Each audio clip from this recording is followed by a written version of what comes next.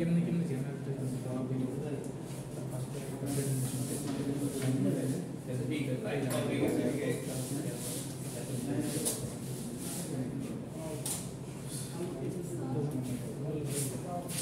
বেশি হয়ে গেল।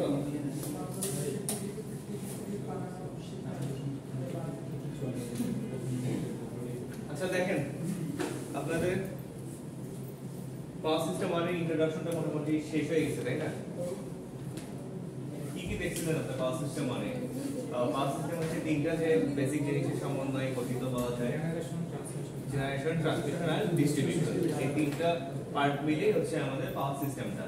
তো এখন আমরা এতটুকু পর্যন্ত জানছি যে পাওয়ার সিস্টেমে তিনটা পার্ট আছে, একটা আছে জেনারেশন, তারপর ডিস্ট্রিবিউশন, আরটা কি মাঝখানে আছে ট্রান্সমিশন, তাই না? তো এই জিনিস কতটুকু আমাকে জেনারেট করতে হবে, কতটুকু আমাকে ডিস্ট্রিবিউট করতে হবে, আর এর মধ্যে ট্রান্সমিশনে কি কি প্রবলেম হচ্ছে বা কত কি কি ফ্যাক্টর আছে, এগুলো আমাকে কিভাবে আমি মেজার করব, আমাকে ক্যালকুলেট করতে হবে, আমাকে ম্যাথমেটিক্যাল প্রবলেম সলভ করতে হবে। আর ফার্স্ট থেকেই বলছি আপনাদের পাওয়ার সিস্টেম ওয়ানে যে ম্যাথমেটিক্যাল টার্মগুলো আপনাদেরকে দেখানো হবে, এগুলো আপনাদের রিয়েল লাইফ বলেন বা জব সেক্টর বলেন, সব জায়গায় খুব ইম্পর্টেন্ট। আপনারা হয়তোবা যদি ফলো আপ করেন, রেগুলার যে জবের এক্সামগুলো হয় এগুলো ফলো আপ করলে দেখবেন ম্যাক্সিমাম সময় আপনি এই পাওয়ার সিস্টেম থেকে ম্যাথ দেখবেন, এবং এই টার্মটা সব সময় দেখবেন যে ওর মধ্যে অনেক ভ্যালু দেওয়া আছে। কিসে দেওয়া আছে? এই পার ইউনিট সিস্টেমে দেওয়া আছে। বুঝতে পারছেন? হয়তোবা আপনারা এখন করতেছি যে আমার জেনারেশন হচ্ছে কত, আমার হচ্ছে ধরেন আমরা বলতেছি 10000 MVA, 10000 MVA হয়তো আমার জেনারেশন আছে।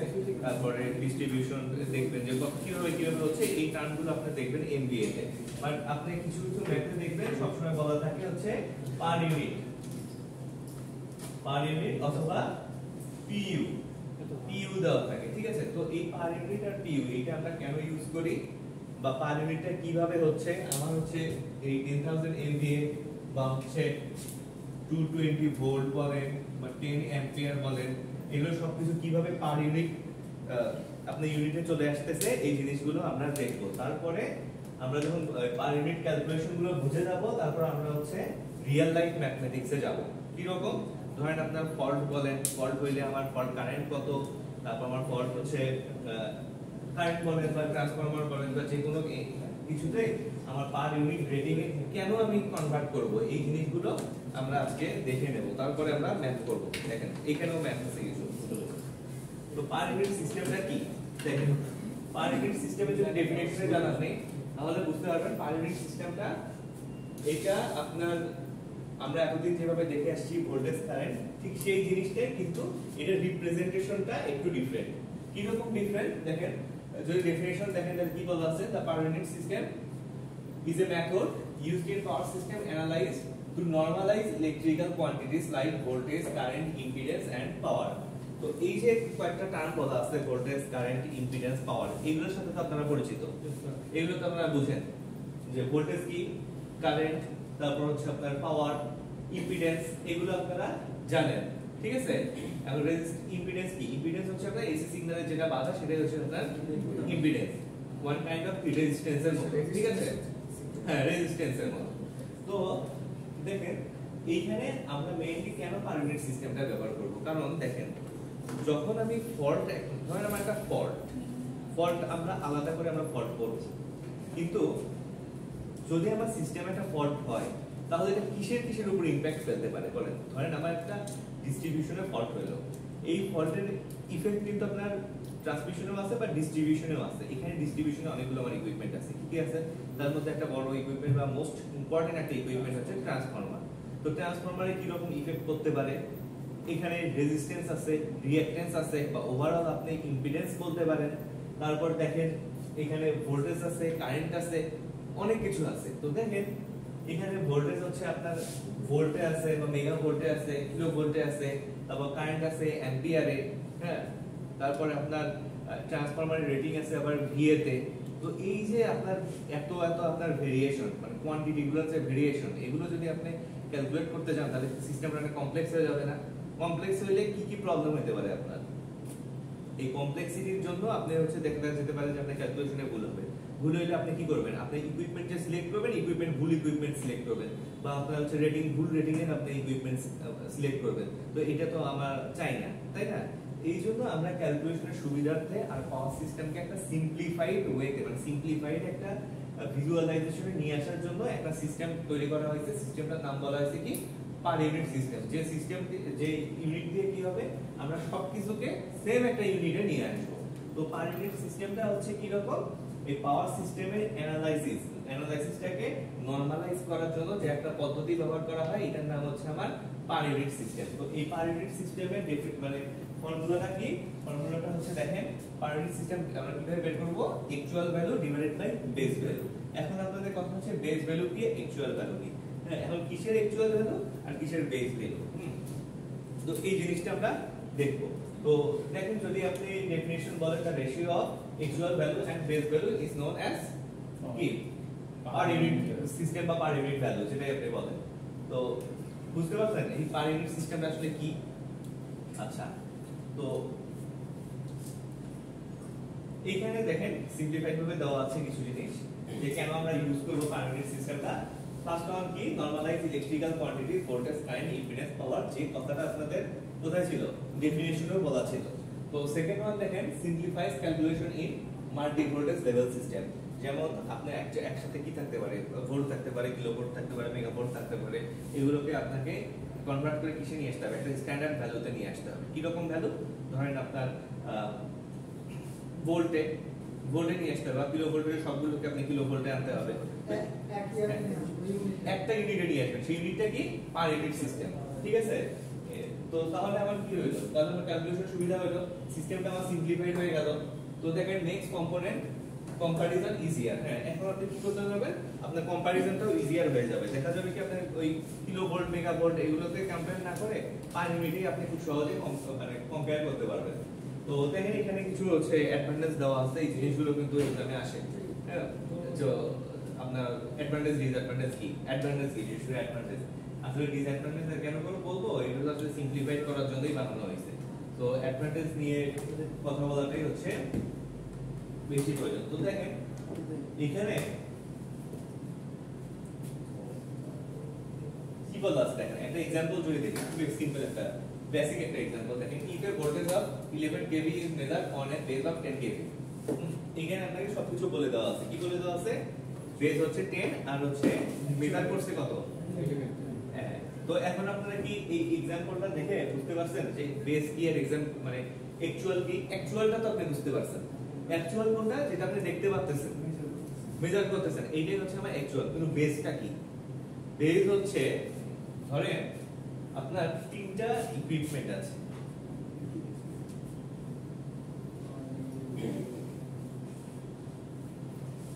দেখেন, আপনারা একটু মানে কি বলবো, তাল মেলানোর চেষ্টা করেন। আপনাদের হচ্ছে তিনটা জেনারেটর আছে, জেনারেটর 1, জেনারেটর 2। ঠিক আছে? এই দুইটা জেনারেটরের সাথে আপনার কানেকশন আছে, এখানে আছে হচ্ছে 100 MVA, একটা আছে 90 MVA। তো দুইটা জেনারেটর, জেনারেটর 1 আর জেনারেটর 2, এই দুইটা হচ্ছে আপনার কানেকশন আছে পিছে, একটা 100 MVA তে, একটা 90 না, এটা একটু আমি ডিফারেন্সটা বাড়াই দেই, 70 MVA তে আছে। ঠিক আছে, কানেকশন আছে। তো দেখেন, এখানে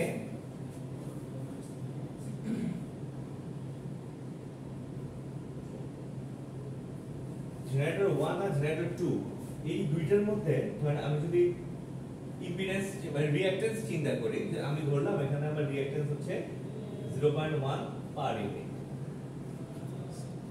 মানে আমার হচ্ছে এটা রিঅ্যাকট্যান্সের ভ্যালু 0.1 পার ইউনিট। আমার সেম, দুইটার ক্ষেত্রেই সেম। কিন্তু দেখেন, এখানে আমাকে আগে একটা বেস ধরে নিতে হবে। কি বেস ধরে নেব আমি, এখানে ধরে আমি একটা বেস ধরে নেব যে আমার এমভিএ যে দুইটা আছে, এই দুইটার মধ্যে আমাকে যে কোনো একটা আমাকে বেস ধরে নিতে হবে। ঠিক আছে, যে আমার বেসটা আমি কত ধরব। তো তো যখন আপনারা ম্যাথ করার সময় আমি একটা ট্রিক্স বলে রাখি, যখন আপনাদের এই যে 100 200 এগুলো কোনো একটাতে থাকবে, তো সেটাকে আপনারা বেস ধরার চেষ্টা করবেন। আপনারা যে কোনো একটাকে বেস ধরতে পারেন, আপনাদের ইচ্ছা যে আমি এটাকে এই 70 MVA-টাও বেস ধরতে পারি। তখন আপনাকে ক্যালকুলেট করে নিতে হবে কি যে 70 যেটা আমার বেস, তাহলে আমি ধরবো যেটা এখানে যে রিঅ্যাকট্যান্সটা আছে এটা ধরেন 0.1, তাহলে এটাও আমার বেস 0.1টা। তখন আপনাকে করতে হবে যখন আপনি ক্যালকুলেশন করবেন আদার্স যে আপনার ইকুইপমেন্ট গুলো থাকবে সবগুলোর বেস আপনাকে 100 করে নিতে হবে। তো এইটা দেখা যাচ্ছে যে 70 MVA তে এর রিঅ্যাকট্যান্স হচ্ছে আপনার 0.1, সো 100 MVA তে তাহলে আপনার রিঅ্যাকট্যান্স 0.1 কিন্তু হবে না। তখন আপনাকে করতে হবে কি এইটাকে আবার 70 দিয়ে, মানে 70 হইলে এটা রিঅ্যাকট্যান্সটা কত হবে সেটা বের করতে হবে। তো আপনাকে একটা বেস সিলেক্ট করে নিতে হবে, মানে ডুয়াল সিস্টেমের জন্য একটা বেস আপনাকে সিলেক্ট করে নিতে হবে। আর অ্যাকচুয়ালটা তো আপনার মেজারেবল, যেটা মেজার করে তখন দেখা যাচ্ছে সেটাই হচ্ছে আপনার অ্যাকচুয়াল ভ্যালু। আর বেস ভ্যালুটা বুঝতে পারছেন? বলেন বেস ভ্যালুটা হচ্ছে আপনাদের একটা কি বলবো ধরে নিতে হবে, ঠিক আছে? এবং যেটা ধরে নেবে ওইটার সাপেক্ষে বাকিগুলো কি করে নিতে হবে, কনভার্ট করে নিতে হবে। এটা কিন্তু ইজি, খুব একটা আপনার কঠিন কিছু না। এগুলো কনভার্ট করার সিস্টেম আমি আপনাদেরকে দেখাই দেব। আচ্ছা, তো দেখেন এই পার ইউনিট সিস্টেমে অ্যাডভান্টেজ আর ডিসঅ্যাডভান্টেজ দেখেন কি কি অ্যাডভান্টেজ আছে, কি ডিসঅ্যাডভান্টেজ আছে। ডিসঅ্যাডভান্টেজ আর কি আছে, এগুলো হচ্ছে অ্যাডভান্টেজ আছে কেন। তো এই অ্যাডভান্টেজ গুলো যদি দেখেন তাহলে কিন্তু আপনাদের ম্যাথ করতে কিন্তু ইজি হবে। কেন হবে বলেন দেখি? আপনারা রিজল্ট গুলো জানতে পারবেন, ঠিক আছে? বা কোন ম্যাথটাকে আপনার হচ্ছে পার ইউনিটে কনভার্ট করতে হবে, এই জিনিসগুলো আপনারা বুঝতে পারবেন। সব ম্যাথ কিন্তু আপনার পার ইউনিটে কনভার্ট করার প্রয়োজন নাই। তো দেখেন এখানে কি বলা আছে, সিম্পলিফাইড ক্যালকুলেশন। এটা আপনারা অলরেডি বুঝে গেছেন যে ক্যালকুলেশনটা সিম্পলিফাইড হবে, কারণ একটা মাত্র ইউনিট নিয়ে আমরা কাজ করব, এখানে ভেরিয়াস ইউনিটের কোনো প্রয়োজন নাই। তখন কি হবে দেখেন আপনার আচ্ছা এই যে একটা সিম্পলিফাইড ম্যাথ ছিল, এটা তো আপনারা বুঝছেন। জাস্ট শুধু পার ইউনিটে কি বলছে, এই যে আমরা উপরে কি ছিল আমাদের অ্যাকচুয়াল ভ্যালু, দেখেন অ্যাকচুয়াল ভ্যালু ছিল, নিচে বেস ভ্যালু ছিল, ঠিক আছে? তো জাস্ট শুধু ওই যে ওই লটাতে কিন্তু এটা অ্যাপ্লাই করা হয়েছে, বুঝতে পারছেন?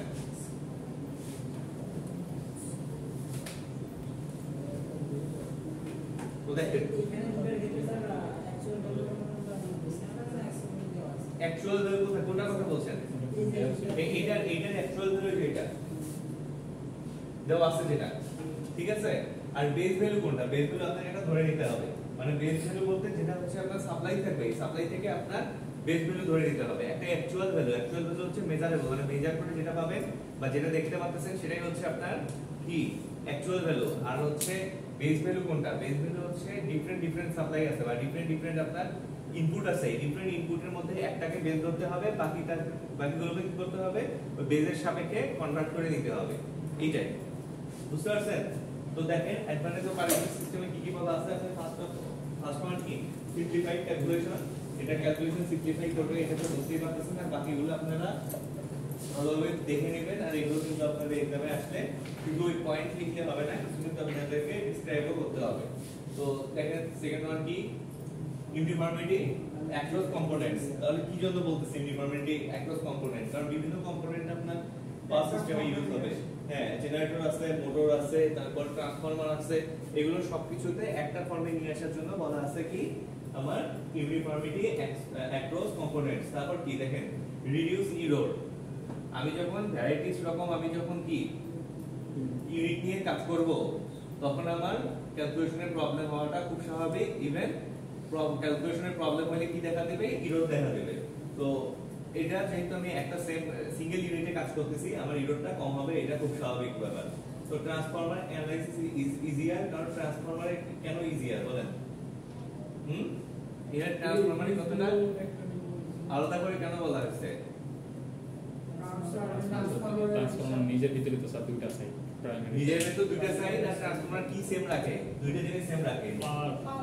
হ্যাঁ, আরটা কি বুঝতে পারছেন?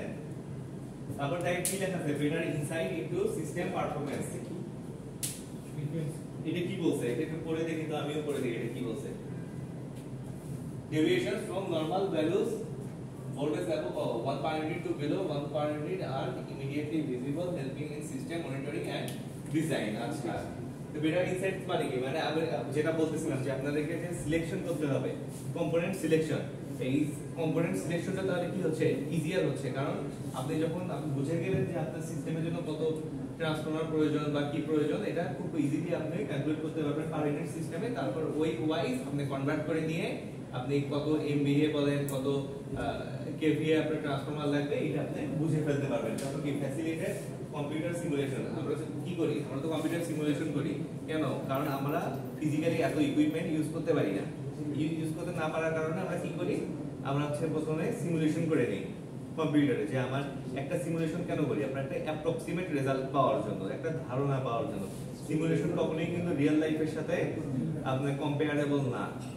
এটা জাস্ট একটা ধারণা, মানে একটা হচ্ছে আপনার সামনে অথবা 1000টা রোড আছে, আপনি কোন রাস্তা দিয়ে আপনি হাঁটবেন, এইটা হয়তো সিমুলেশন আপনাকে 1000টা রাস্তার জায়গায় 5টা রাস্তায় নিয়ে এসে দিতে পারে, হ্যাঁ। কিন্তু এই 5টা দিয়ে হাঁটলেই যে আপনি গন্তব্যে যাবেন এমনটা না, আপনাকে একটা অ্যাপ্রক্সিমেট একটা ধারণা দেবে এই তো একটা 5টা রাস্তা আপনার জন্য ইজিয়ার বা হচ্ছে ফ্রুটফুল একটা ওয়ে হইতে পারে, এতটুকুই। তো দেখেন আরেকটা কারণ আছে আমাদের ভোল্টেজ রেগুলেশন। ঠিক আছে, এই ভোল্টেজ রেগুলেশন কোথায় পড়ছিলেন আপনারা বলেন তো, পড়ছিলেন কি আগে বলতে পারবেন? Energy conversion. হ্যাঁ, এক্স্যাক্ট, এনার্জি কনভার্সনে পড়ছিলেন।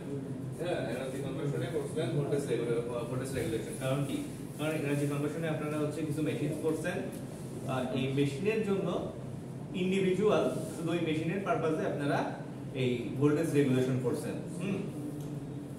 তো এনার্জি কনভার্সনে কি হয়, এনার্জিটা একটা রূপ থেকে আরেকটা রূপে কনভার্ট হয় কিসের মাধ্যমে, কোনো একটা মানে ইলেকট্রোমেকানিক্যাল, মেইনলি ইলেকট্রোমেকানিক্যাল ইন্ডাকশনও বলা যায়, হ্যাঁ, যেহেতু ওখানে ইলেকট্রোমেকানিক্যাল ইন্ডাকশনটাই বেশি ব্যবহার হয়। তো ওই যে কনভার্সনের মধ্যে কতটুকু ডিফারেন্স, ধরেন আপনার মেকানিক্যাল এনার্জি কতটুকু ইলেকট্রিক্যালে কনভার্ট হইলো, এগুলো জিনিস আমরা ওই ভোল্টেজ রেগুলেশনে দেখছি। মেইনলি কোথায় আপনাদের ট্রান্সফরমারে এটা দেখানো হয়, ট্রান্সফরমার জেনারেটরে দেখানো হয়েছে, জেনারেটরের ক্ষেত্রে জেনারেটর ভোল্টেজ আর হচ্ছে টার্মিনাল ভোল্টেজ, এগুলো হচ্ছে আপনার ডিফারেন্স দেখানো হয়েছে শুধু জেনারেটরের ক্ষেত্রে ভোল্টেজ রেগুলেশন। তো এই ভোল্টেজ রেগুলেশন দেখেন, এই ভোল্টেজ রেগুলেশন কিন্তু জেনারেটর বা হচ্ছে ট্রান্সফরমারের না, এটা মেইনলি হচ্ছে পুরো ওয়ার্ল্ড একটা পাওয়ার সিস্টেমের। হ্যাঁ, জানেন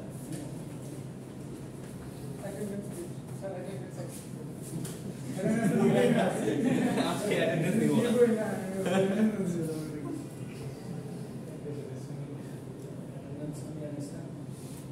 আচ্ছা, অ্যাটেন্ডেন্স দিয়ে কি করবে, ও তো যতক্ষণ এখানে ছিল মন তো ক্লাসে ছিল না, মন তো করে দিলে হচ্ছে কোথায় যাবে, মাটি প্লানে। আচ্ছা, যাই হোক, ওইটা ফ্যাক্ট না। ফ্যাক্ট হচ্ছে দেখেন ভোল্টেজ রেগুলেশন আমাদের ফার্স্ট কথা হচ্ছে পার ইউনিট সিস্টেম কেন কেন আমরা পার ইউনিট সিস্টেম করতেছি এটা আপনারা জানছেন। হ্যাঁ, এখন আমরা ম্যাথ করব পার ইউনিট সিস্টেমের, কারণ কি, কারণ পার ইউনিট সিস্টেম কি এইটা দেখে আমরা বুঝতে পারছি এটা আমাদের জন্য প্রয়োজন, দরকার আছে এটা, তাই না? তো এখন আমাদেরকে ম্যাথ করতে হবে, সলভ করতে হবে। তো এতক্ষণ পর্যন্ত কিন্তু আমরা ম্যাথ করিনি, শুধু জানছি। তো আরেকটা জিনিস আমাদেরকে জানতে হবে, সেটা হচ্ছে ভোল্টেজ রেগুলেশন। এবং এই ভোল্টেজ রেগুলেশনটাও কিন্তু খুবই ইম্পর্টেন্ট একটা টার্ম আমাদের পাওয়ার সিস্টেমের জন্য। কেন ইম্পর্টেন্ট টার্ম আপনারা পড়েন, আপনাদের হচ্ছে যে ডেফিনিশনটা দেওয়া আছে এখানে, ডেফিনিশনটা আপাতত পড়েন। Voltage regulation measures how much the output voltage of a device like a transformer or alternator, যেটা আপনি বলতেছিলেন জেনারেটরে করছেন, ঠিক আছে? Drops when the load is applied compared to its no load condition. তো no load condition মানে কি, আর load condition মানে কি বলেন? আপনারা তো পড়ছেন ট্রান্সফরমারের টেস্ট করছেন না, no load test, short circuit test, কোনো ডিভাইস কানেক্টেড না, তার মানে কি ওপেন ওপেন হইলে কি হবে, আমরা হচ্ছে ওপেনে কি করছি, প্রাইমারিতে ভোল্টেজ অ্যাপ্লাই করছি আর সেকেন্ডারি ওপেন করে রাখছি, রেখে দেখছি যে কতটুকু কারেন্ট ফলো করে। তো কারেন্ট যে ট্রান্সফরমারে ফলো করছে এটা কোথায় ফলো করছে, আমাদের তো ওপেন সার্কিট ছিল, ওপেন সার্কিটে কোথায় ফলো করছে? স্যার এটা ল্যাম্প মাইনাস ট্রান্সফরমার ল্যাম্প ছিল না, ল্যাম্প না হোক আপনারা পড়েন না, এই করছি স্যার। এই যে ধরেন এই যে ট্রান্সফরমারের আপনার হচ্ছে ধরলাম এটা হচ্ছে কি প্রাইমারি, এটা হচ্ছে সেকেন্ডারি, এটা বড় করে দিই, হ্যাঁ, মানে স্টেপ আপ। তো এইটাতে আমি 100 ভোল্ট ডিসি, ঠিক আছে?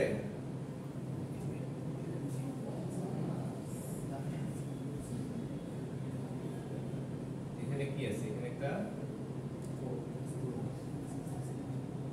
কোরের উপর পেঁচানো আছে, তাই না? অনেকটা তো এরকমই দেখতে ট্রান্সফরমারটা। তো তাই যদি হয়, দেখেন আপনারা যেটা কাজ করছিলেন, এই পাশে 100 ভোল্ট সাপ্লাই দিছিলেন, দেওয়ার পরে এই পাশে কি করছেন? এই পাশে হচ্ছে আমার, আচ্ছা ধরেন ল্যাব করেন নাই, আপনারা এখানে দেখার চেষ্টা করেন তাহলে বুঝতে পারবেন। তো এইখানে একটা কি পাবেন? ভোল্টেজ পাবেন না? কেন ভোল্টেজ পাবেন? এটা কি ছিল? এটা এসি না ডিসি? এসি। ডিসি দিলে কি হবে? হ্যাঁ হ্যাঁ এক্স্যাক্ট, ফিল্ড কিন্তু ক্রিয়েট করবে, ম্যাগনেটিক ফিল্ড কিন্তু ক্রিয়েট হবে। হ্যাঁ এক্স্যাক্ট, এটাই। যদি আপনার ডিসি তে যদি ম্যাগনেটিক ফিল্ড ক্রিয়েট না করে, তাহলে আপনার সলিনয়েড কিভাবে কাজ করে? সলিনয়েড হয় না? যখন আপনার কোনো ফেরোম্যাগনেটিক ম্যাটেরিয়ালে তো আপনার তার প্যাচাইলে ভোল্টেজ অ্যাপ্লাই করলে কি হয়? ম্যাগনেটিক প্রপার্টিজ গেইন করে না? এটা কিভাবে করে? ওই যে কারণ হচ্ছে ওই ডিসি তেও ফিল্ড ক্রিয়েট করে, কিন্তু ফিল্ডটা কি? এটা হচ্ছে যতক্ষণ ভোল্টেজ অ্যাপ্লাই করে রাখবেন ততক্ষণ থাকবে, যখন আবার ভোল্টেজ অ্যাপ্লাই করা বন্ধ করবেন তখন আবার কি হবে?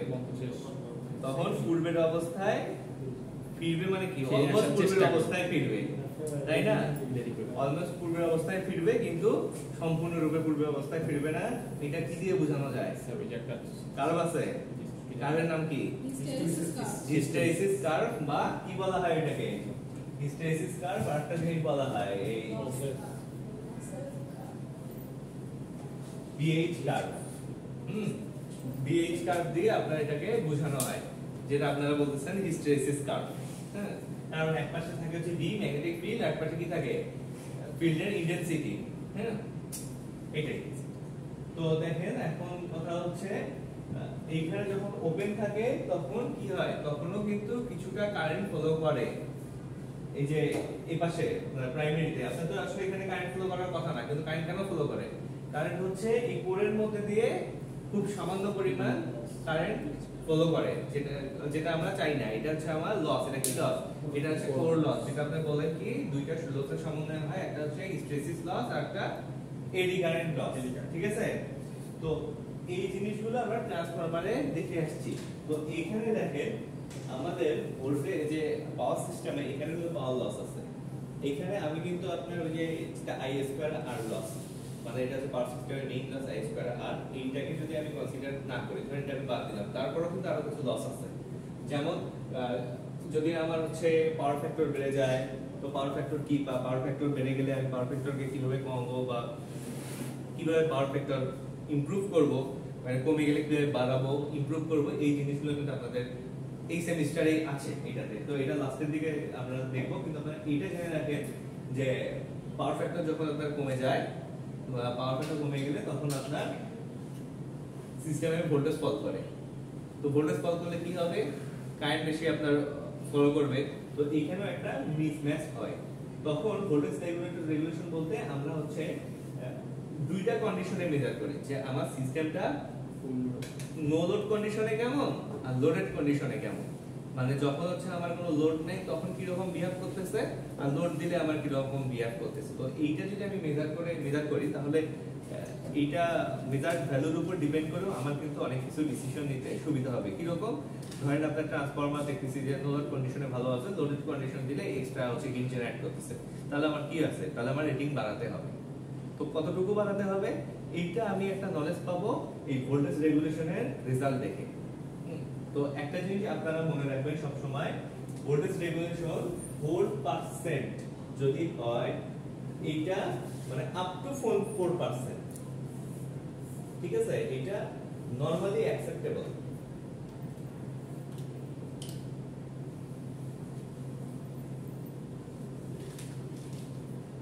বুঝতে পারছেন? ভোল্টেজ রেগুলেশন এটা কিন্তু আপনার পার্সেন্টে আসবে। সবসময় ভোল্টেজ রেগুলেশন আপনার দেখাবে হচ্ছে পার্সেন্টে, আর এটা 4% পর্যন্ত অ্যাকসেপ্টেবল। তো ভোল্টেজ রেগুলেশনের যদি আপনি কি বলবো, এটা সূত্রটা দেখেন বা হচ্ছে ফর্মুলাটা দেখেন, ফর্মুলায় আমরা কি দেখতে পাচ্ছি? ভোল্টেজ রেগুলেশন আপনার নো লোড ভোল্টেজ আর ফুল লোড ভোল্টেজের ডিফারেন্স ডিভাইডেড কি ফুল লোড ভোল্টেজ, বুঝতে পারছেন? নো লোড ভোল্টেজ আর ফুল লোড ভোল্টেজের difference divided by full load voltage, হ্যাঁ ভোল্টেজ ইনটু 100 কেন দেওয়া হয়েছে? কারণ এটা আমার হচ্ছে পার্সেন্টে আমার সবসময় রেজাল্ট আসবে। এখানে কি ভি নো লোড মানে কি? V no load terminal voltage when no current is drawn, মানে কারেন্ট ফ্লো করতেছে না, তার মানে কি এটা হচ্ছে ওপেন সার্কিট। আর তারপর কি দেখেন ফুল লোড হচ্ছে terminal voltage when rated current follows under load, যখন লোডেড কন্ডিশনে আপনার কারেন্ট ফলো করবে সেটার কথা বলা আছে। আর ফাইনাল কি positive value means voltage drop under load and common in practical system. আমাদের প্র্যাকটিক্যাল সিস্টেমে সব সময় আমরা মেইনলি কি পাবো? পজিটিভ হচ্ছে ভোল্টেজ রেগুলেশন পাবো। তার কারণ কি? তার কারণ আমরা যে ডোমেস্টিক লোড বা প্রতিটা লোড কি করে? প্রতিটা লোড হচ্ছে আমার পাওয়ার কনজিউম করে, কোনটা পাওয়ার ডেলিভার করে না, যার জন্য আমরা পজিটিভ হচ্ছে আমার ভ্যালু পাবো। তো দেখেন এতটুকু পর্যন্ত কোনো কনফিউশন আছে? তো আপনি কিন্তু এই যে দেখেন এই নো লোড কন্ডিশনে কোনো কিছু অ্যাটাচ না করার পরেও কিন্তু কারেন্ট ফলো করছে, তো এটাকে কিন্তু আপনি আবার ক্লোজ কন্ডিশন বলতে পারেন না, লোডেড কন্ডিশন বলতে পারেন না। এটা কি? এটা হচ্ছে আমার লস, লিকেজ, ঠিক আছে? তো লিকেজ আর লস কিন্তু কখনো আপনার এই লোডেড কন্ডিশনের মধ্যে আসতে পারে না, বুঝতে পারছেন? লোড মানে হচ্ছে আপনার ফিজিক্যালি যেটাকে আপনি লোড হিসেবে ইউজ করতেছেন, যেটা হচ্ছে পাওয়ার কনজিউম করতেছে, শুধু এইগুলোকে আমরা বলবো। তাহলে দেখেন এখানে কিছু আছে, এগুলো আর কি কালেক্ট করা, বুঝতেই পারতেছেন এই জিনিসগুলো কালেক্ট করা হয়েছে। তো এগুলো কি কি বলছে দেখেন, সিগনিফিকেন্স কি indicates the ability of the system like a transformer. তো এক্সট্রা কিছু জিনিস জানতে হয়, বুঝছেন? তারপরে যে কিছু ট্রেন্ডিং ব্যাপার থাকে, তো এই ট্রেন্ডিং ব্যাপারগুলো বই কিন্তু পাওয়া যায় না, বুঝছেন? কারণ বইগুলো অনেক আগে লিখছে, তো রাইটার মানে যদিও নতুন নতুন ইয়ে আসে, তারপরেও তো আমাদেরকে রিসার্চ করার জন্য বা হচ্ছে আর কোনো তারপরে আপ টু ডেট থাকতে হয়। তো আপ টু ডেট টার্মগুলো কই পাওয়া যায়? আপনি নেটে পাবেন। আর এখন তো আমাদের খুব সুবিধা হয়ে গেছে, তাই না? চ্যাটজিপিটি, ইভেন এইটাও কিন্তু চ্যাটজিপিটি ভাইয়া থেকেই কালেক্ট করা, এটা স্ক্রিনশট নিয়ে দেওয়া হয়েছে, ঠিক আছে? এখন এটা তো বোঝাও যাচ্ছে নাকি? ব্যাকগ্রাউন্ড কালো তো হচ্ছে, ব্যাকগ্রাউন্ডটা তো হচ্ছে আমি কালার চোখে লাগে। কি কি দেখে বোঝা যায় বলেন তো? স্যার ওই যে সবকিছু স্যার একটা লাইন ইয়া লাগাই। ও আচ্ছা আচ্ছা, ওই যে ওই ইয়ে দিয়ে দিছে না, মানে হচ্ছে ওই বুলেট পয়েন্ট গুলো সুন্দর করে ছবি দিয়ে দিছে না অভ্যাস স্যার। তারপর স্যার একটু সুন্দর ফর্মুলা দিলাম। আচ্ছা, না দেখেন এই নোটের পাশে যে ব্রেক দিছে, এই জিনিসগুলো দেখে ওখানে কিন্তু বুঝে শুনেই দিছে, খারাপ দেয় নাই। যেমন হচ্ছে সিগনিফিকেন্স, ইভেন এখানে যে টিপিক্যাল ভ্যালু কিন্তু স্ট্যাটিস্টিক্স দিছে, স্ট্যাটিস্টিক্স এর বার দিছে। হ্যাঁ, আর নোট মানে কি? মানে এটা মনে রাখতে বলতেছে যে যা যা বলছি তার মধ্যে এই জিনিসটা মনে রাখলেই সবচেয়ে বেশি বেটার হবে, যার জন্য এটা দিছে যে এটা ব্রেনের মধ্যে রাখতে হবে। তো সিগনিফিকেন্স কি বলছে দেখেন, ওরা বলছে যে indicates the ability of the system like a transformer. Indicates the ability of the system, আচ্ছা হ্যাঁ ঠিক বলছে, অ্যাবিলিটি অফ দ্য সিস্টেম। কারণ কি? কারণ হচ্ছে আমাদের যদি ভোল্টেজ রেগুলেশনটা যদি 4% এর থেকে বেশি হয়ে যায়, এটা কিন্তু বেশি ভালো না, ঠিক আছে? কম ভালো, ভোল্টেজ রেগুলেশন কম ভালো, বুঝছেন?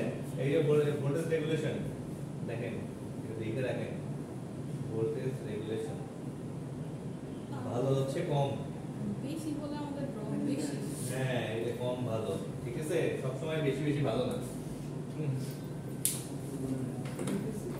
ড্রপ বেশি। তো দেখেন আপনার হচ্ছে যখন আমার 4% এর বেশি বেড়ে যাবে, ধরেন আমি যদি একটা ট্রান্সফরমারের ভোল্টেজ রেগুলেশন মেজার করি, আর এটা যদি না দেখেন ক্লাস অ্যাটেন্ডেন্স কে বলেন, ওর কাছে হয়তো আছে, আচ্ছা আসবে, আছে নাকি এসে দেখো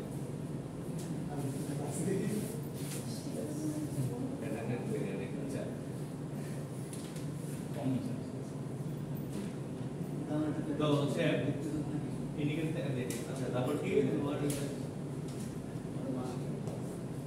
এই যে দেখেন সেকেন্ডে বলা আছে, কি বলা আছে দেখেন, এই যে লিখে দিয়েছে তো, লোয়ার রেগুলেশন বেটার পারফরম্যান্স, ঠিক আছে? সবচেয়ে বেশি ভালো না, সেটা আপনার চ্যাটজিপিটিও বলে দিয়েছে। তো টিপিক্যাল ভ্যালু দেখেন, টিপিক্যাল ভ্যালু হচ্ছে পাওয়ার ট্রান্সফরমারের ক্ষেত্রে 1 থেকে 5 আর ডিস্ট্রিবিউশন হচ্ছে 2 থেকে 6, বাট 4 হচ্ছে নরমালি আমরা 4 পর্যন্ত কি বলতে পারি?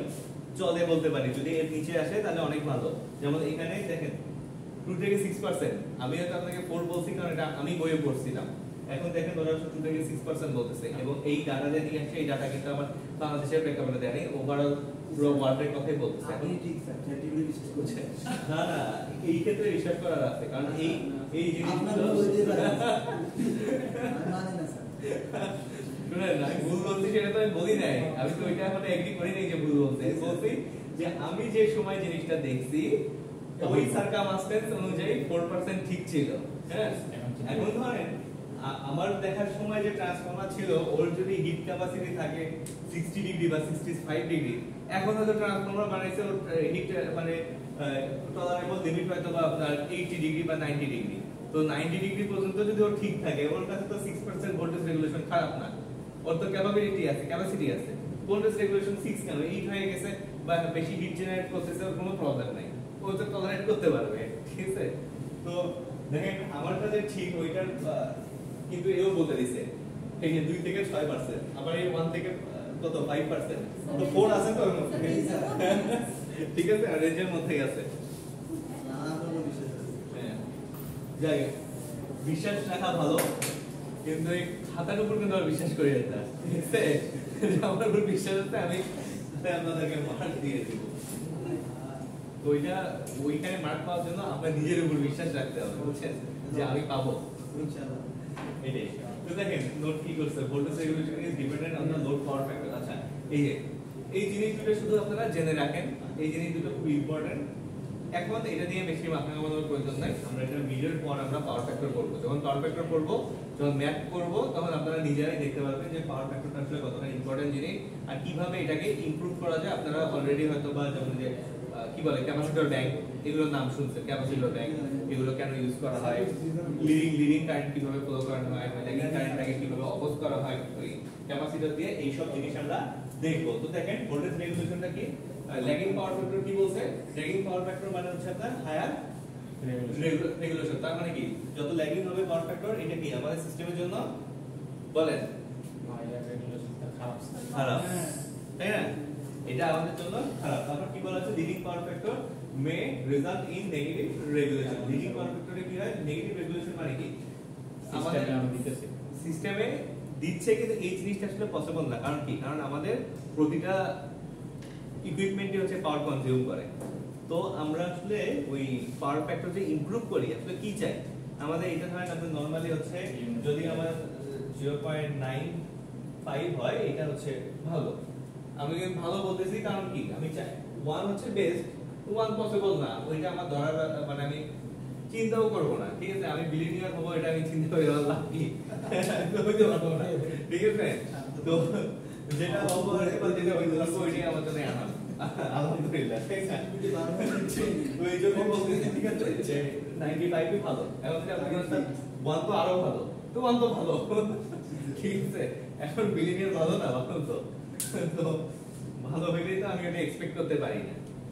ঠিক আছে, আমার যেটা এক্সপেকটেশন থাকবে সেটা যদি ফুলফিল হয়, এইটা আমার জন্য ভালো। এতটুকুই। কি আপনাদের এক্সপেকটেশন কি? স্যার আমি সাংবাদিক কিছু আপনাদের বলতে পারবো স্যার। ও বাসায় গিয়ে ইউটিউবে সার্চ করে how to go abroad in with low season. Low season high season with Chinese sir. এটা বলতে পারবো স্যার। আচ্ছা দেখেন, এই যে সেলফ মোটিভেশন ভালো, বুঝছেন, আপনাকে এরকম সার্চ করলে আপনি মোটিভেটেড হবেন, কারণ এরকম এক্সাম্পলের কিন্তু অভাব নাই। হ্যাঁ, প্রচুর এক্সাম্পল আছে। যারা সাকসেস হয়েছে তারা কিন্তু কোনো ভালো জায়গা থেকে ভালো না শুনেন, আপনি যেটা বলতেছেন আপনি তো ওইরকম খুঁজছেন, ওই জন্য পাইছেন। তো ভালো জায়গা থেকে পছন্দ করে ভালো জায়গায় যায়নি, আপনি এটা এইভাবে খুঁজছেন আপনার হচ্ছে ডিমান্ড অনুযায়ী, যার জন্য আপনি পাইছেন। এখন দেখা যায় একটা আইডিয়া আসলে, রিসার্চের একটা আইডিয়া আসলে যখন সার্চ করি, মনে হয় যে হ্যাঁ এটা তো খুব ভালো একটা জিনিস, সার্চ করে দেখা যায় যে 10 বছর আগে এটা করে শেষ করে ফেলছে। হ্যাঁ, তো তাহলে বোঝেন তো আমি কেন জানছি 10 বছর আগে শেষ হয়ে গেছে, কারণ আমি ওই স্পেসিফিক যে একটা টার্ম বা হচ্ছে একটা স্পেসিফিক একটা এরিয়ার মধ্যে আমি মানে সার্চ করছি, এই জন্য আমি পাইছি। তো আপনি এখন ওইরকম যদি খুঁজেন যে কিভাবে লো সিজিপিএ নিয়ে বাইরে যাওয়া যায়, তাহলে তো আপনি পাবেন। ঠিক আছে, ইভেন আমার মাস্টার্সের সুপারভাইজার আমাকে ফার্স্টেই একজনের एग्जांपल দিয়েছে, তার স্টুডেন্ট 2.96 হচ্ছে আপনার সিজিপিএ, সে হচ্ছে মিশিগান থেকে পিএইচডি কমপ্লিট করলো রিসেন্ট। হ্যাঁ হ্যাঁ, তার স্কিল ছিল এবং সে এখন ইন্টেলে জব করে। ঠিক আছে, তো এগুলো হচ্ছে স্কিল ছিল, শুধু স্কিল না আরো অনেক কিছু ছিল। আপনারা অনেকে এখন বলতে পারেন স্যার এগুলো দিয়ে কিছুই হয় না, কপাল লাগে। হ্যাঁ সেটাও লাগে, ওইটা দিয়েও অনেক কিছু হয়। তো ঠিক আছে, তো আপনার তো শুধু ওই শান্তরটা খুঁজলে হবে না, আপনার নিজেরটা কি খবর সেটা বলেন, আপনার এক্সপেকটেশন কি?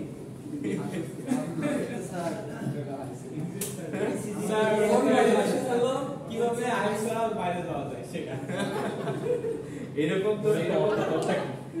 তো অ্যাডভার্টাইজ তো দেখবেন যে রিলসে স্ক্রল করলেও আসে, যাই কিছু লাগবে না, ইউকেতে আজকেই চলেন, শুধু একটা মেসেজ দেন আমরা নিয়ে যাচ্ছি আপনাকে।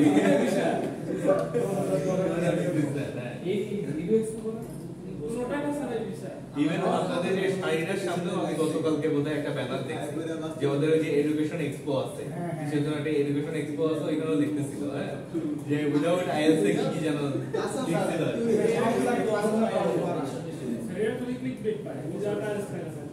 হ্যাঁ আচ্ছা, তা আইএলস কে এত ভয় পাওয়ার তো কিছু নেই, আইএলস তো ভয় পাওয়ার কি আছে, আর বেসিক লাগে না। আর একটা এই জিনিসটা কি আমি দেখছি যে আইএলস একটা ডিভাইসে খুব বেশি আপডেট করা যায় না। আসলে আমি যেটা আমি যতটুকু পারি মানে বাইবেল যতটুকু আমার আছে ওই অ্যাবিলিটি অতটুকু, অ্যাবিলিটি আসলে খুব একটা ইমপ্রুভ করা যায় না। আর আমি শুনছি আমার যারা সিনিয়ররা বা অনেকে যারা ভাইয়ের থাকে ওরা বলে যে যাদের সাথে থাকে ওদের ইংলিশের মানে কন্ডিশন বেশ খারাপ, তবে ইন্ডিয়ান টিনের এগুলো যারা আছে চাইনিজ তো একদমই পারে।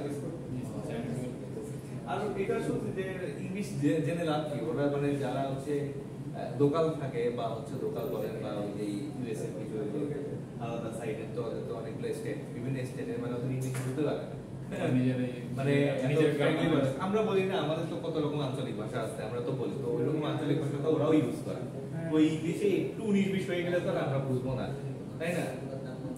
যেমন দেখা যায় যে ইংলিশ লেকচার গুলো যেমন অনেক প্রফেসর আছে, যেমন সুইডেনের, সুইজারল্যান্ডের, আয়ারল্যান্ডের, ওনাদের কথাগুলো তাও বোঝা যায়, ইউএসএ গুলো অত বোঝা যায় না, কারণ ওরা হচ্ছে খুব ফ্র্যাঙ্কলি কথা বলে। আর ইন্ডিয়ান গুলো তো বোঝা যায়, ইন্ডিয়ান গুলো তো মনে হয় যে বাঙালিদের মতো ইংলিশ বলে, বোঝা যায়।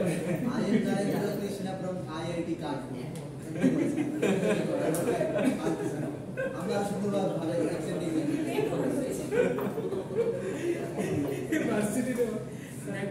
ইন্ডিয়ানদের চাইতে আমাদের অ্যাকসেন্ট ভালো, ইংলিশ ভালো। কোথায়? ইন্ডিয়ানদের চাইতে আমাদের ইংলিশ ভালো অ্যাকসেন্ট। আপনি দেখেন, আপনি হয়তো ওই যারা একটু খারাপ বলে যারা, তাদের সাথে আবার কম্পেয়ার করতেছেন। অ্যাকসেন্ট দেখেন, এটা হচ্ছে মিক্সড, দেখছেন, এটা একটা ডিবেট করে। আর এটা হচ্ছে অনেকের ভালো, অনেকের যেমন আমার লাগে তো আরেকটা তুলনা করলে তো বাংলাদেশের মধ্যে খারাপ হইলো। ঠিক আছে, তো একজন আইডিয়া অনুযায়ী তো দেখেন এখানে অ্যাডভান্টেজ আর ডিসঅ্যাডভান্টেজ বলতে অ্যাডভান্টেজ তো নয় ভোল্টেজ রেগুলেশন।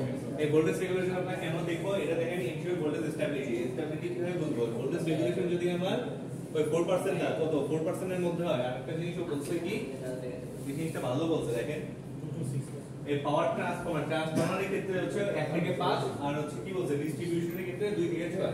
কেন 2 থেকে 6 বলছে? কারণ ডিস্ট্রিবিউশনে কি থাকে, লস বেশি হবে। কি জন্য লস বেশি হবে বলেন তো? স্যার ইয়াদ রাখা আর স্টেপ ডাউন মানে হচ্ছে এখানে আমার ভোল্টেজ বেশি থাকবে, সরি ভোল্টেজ কম থাকবে, তাহলে কারেন্ট বেশি থাকবে, তাই না? ডিস্ট্রিবিউশনে, যার জন্য রেগুলেশনও একটু বেশি দেখানো হয়েছে, কারণ লস এখানে বেশি হবে, এটা স্বাভাবিক। তো তারপর দেখেন কি বলা হয়েছে, ensure voltage stability. Voltage stability কিভাবে এনশিওর করবে? আপনার ভোল্টেজ রেগুলেশনের কিন্তু স্টেবল করার কোনো ক্ষমতা নাই, ও আমাকে জানাই দিবে যে সিস্টেমটা স্টেবল কিনা আনস্টেবল, আর এই পার্সেন্টেজ দেখে আমি বুঝতে পারবো যে আমাকে কতটুকু ভোল্টেজ আপগ্রেড করতে হবে বা কারেন্ট কি করতে হবে, এই জিনিসটা আমি একটা ধারণা পাবো ভোল্টেজ রেগুলেশন থেকে। যদি আমার 4% বা 5% এর মধ্যে থাকে, তাহলে আমি বলবো যে ইকুইপমেন্ট যেগুলো ইউজ করা আছে আমার এগুলো চলবে, এগুলো ঠিক আছে। যদি আমার ভোল্টেজ রেগুলেশন 4 এর উপরে চলে, মানে কিছু চলে যায়, উপরে চলে যায়, বেশি হয়ে যায় বা 5-6 এর উপরে চলে যায়, তখন আমাকে স্টেপ নিতে হবে। এটাই বুঝাইছে যে স্টেপ আপনি improve system design. System design কিভাবে ইমপ্রুভ করবে? ওই যে আপনার ইকুইপমেন্ট চেঞ্জ করতে হবে অথবা ক্যাপাসিটি আমাকে বাড়াইতে হবে, যে ইকুইপমেন্ট ইউজ করতেছি সেটা। তারপর এনহ্যান্স পাওয়ার কোয়ালিটি। পাওয়ার কোয়ালিটি কি? পাওয়ার কোয়ালিটি মানে পাওয়ারে তো কোয়ালিটি নেই, পাওয়ার কি? ভোল্টেজ আর কারেন্টের মূলকত। মানে তো পাওয়ার কোয়ালিটি বলতে এখানে বোঝানো হয় মেইনলি পাওয়ার সিস্টেমে যে পাওয়ারটা কতটা স্টেবল, বুঝছেন? যেমন হচ্ছে ফ্লাকচুয়েশন বা এগুলো হচ্ছে না, পাওয়ারটা কতটুকু স্টেবল, এই জিনিসটা আমাদেরকে যদি এনশিওর করতে পারি তাহলে আমরা বলতে পারবো পাওয়ার ইজ বেটার কোয়ালিটি, বা কোয়ালিটিফুল পাওয়ার। এটা তাহলে boost energy and energy efficiency. যদি দেখেন, যদি আমি ভোল্টেজ রেগুলেশনটা যদি আমি মেইনটেইন ঠিকমতো করতে পারি তাহলে আমার সিস্টেমে কি হবে? লস কম হবে। তো লস যদি কম হয় তাহলে কি হবে? মানে এফিশিয়েন্ট হবে সিস্টেমটা, এটা বলা আছে। তারপর দেখেন aids load forecasting and management. দেখেন কি বলা আছে এটা, আপনারা বলেন। এই যে লাস্টে কি বলা আছে দেখেন, aids load forecasting and management. Even voltage regulation দিয়ে আমরা কি করতে পারবো? ফরকাস্ট করতে পারবো। কিসের ফরকাস্ট করতে পারবো? ফরকাস্ট কি? ফরকাস্ট কি? ওয়েদার ফরকাস্ট মানে কি বলেন? আগাম বার্তা। forecast করা যাবে। হ্যাঁ, এই যে জিজ্ঞেস করতে ফরকাস্ট কি? ফরকাস্ট হচ্ছে ওয়েদার ফরকাস্ট কি? প্রেডিক্ট। হ্যাঁ, প্রেডিক্ট করা যাবে যে কি আপনি বলতে পারেন, আপনি বলতে পারেন যে আজকে কি বৃষ্টি হবে, বলতে পারেন? বলতে পারেন না, হইতে পারে। ঠিক আছে, হইতে পারে, এইটা আপনি বলতে পারেন। যেমন কিছুক্ষণ আগে তো দেখছিলাম যে ওয়েদার খুব খারাপ, বৃষ্টি হয়েছে কি? আচ্ছা, ওয়েদার খারাপ দেখছিলাম, এখন তো দেখতেছি যে ওয়েদার ভালো। যদিও মাঝখানে দেখতে পাইনি, আমাদের ফ্লোর থেকে তো দেখা যায় না। হ্যাঁ, তারপর কি? Protect electrical equipment. কি হবে? প্রিভেন্টস আন্ডার ভোল্টেজ আর over voltage damage to appliance and industrial machinery. কি বলা আছে দেখেন, ইন্ডাস্ট্রিয়াল মেশিনারিতে কি ড্যামেজ আপনি কন্ট্রোল করতে পারবেন কিভাবে? আপনি যদি হচ্ছে ভোল্টেজ রেগুলেশনটা জানেন তাহলে আগে থেকে আপনি জানতে পারবেন। কি জানতে পারবেন? আমার কতটুকু হচ্ছে ভোল্টেজ বা কতটুকু আমার ক্যাপাসিটি আছে, সেই অনুযায়ী যদি আপনি ইকুইপমেন্ট গুলোকে সিলেক্ট করতে না পারেন ইন্ডাস্ট্রিতে বা বাসাতে, তাহলে কি হবে? তাহলে ইকুইপমেন্ট গুলো আপনার নষ্ট হয়ে যাবে। যেমন হাউস হোল্ড ইকুইপমেন্ট নষ্ট হয়ে যাবে। তখন কি হবে? Low voltage. লো ভোল্টেজ কিন্তু আপনার বাসার ইকুইপমেন্টের জন্য অত্যন্ত ঝুঁকিপূর্ণ। ঠিক আছে, এটা কিন্তু অনেক হার্মফুল লো ভোল্টেজ। কারণ কি? এই জন্যই ঝুঁকিপূর্ণ। আমাদের প্রতিটা জিনিসের মধ্যে তখনই হিট বেশি জেনারেট হবে যখন কারেন্ট ওর রেজাল্ট ভ্যালু থেকে বা ওর প্রিডিটারমাইন্ড ভ্যালু থেকে বেশি হবে। তো যদি আপনার লো ভোল্টেজে আপনার রেফ্রিজারেটর বা আপনার এয়ার কন্ডিশন বা মাইক্রোওয়েভ ওভেন আপনি চান, পারফরম্যান্স আপনার খুব কম দেবে, কিন্তু ভিতরের দিকে ঠিকই অনেক বেশি কারেন্ট ফলো করবে। কারণ ওর যে পাওয়ার কনজাম্পশন যে ক্ষমতা, ও ঠিকই পাওয়ার কনজিউম করবে। পাওয়ার যদি কনজিউম 100 ধরেন ওয়াট যদি পাওয়ার কনজিউম করে 220 ভোল্টে, তাহলে আপনার কত এম্পিয়ার কারেন্ট ভিতরে যাবে? Almost 4.5 ampere. ঠিক আছে, কিন্তু যদি আপনি ভোল্টেজ 220 ভোল্ট না হয়ে যদি 100 ভোল্ট হয়, তখন কিন্তু আপনার অলমোস্ট ওর ডাবল কারেন্ট ওর মধ্যে ফলো করবে। তাহলে কি হবে? ইকুইপমেন্ট উড়ে যাবে, নষ্ট হয়ে যাবে। ঠিক আছে, এটাই বলা আছে। তারপর কি? দেখেন, কোনো কোশ্চেন আছে নাকি বলেন? আমরা নেক্সট ক্লাস থেকে ম্যাথ স্টার্ট করব, শুধু ম্যাথ। ঠিক আছে, থিওরি না পড়লে আপনি ম্যাথ করবেন কিভাবে? বলেন বলেন, কোনো কোশ্চেন আছে কি আছে বলেন? স্যার ম্যাথ তো শুরু করে দেয় স্যার, আজকে করবেন? হ্যাঁ, একটা ট্রায়াল একটা ট্রায়াল। আচ্ছা, দুই ট্রায়াল দিতে চান তাহলে এক কাজ করেন, ম্যাথ অবশ্য আছে, ম্যাথও আছে, স্টার্ট করে দেই নাকি? আমি কিছু জানি না, আমার একটু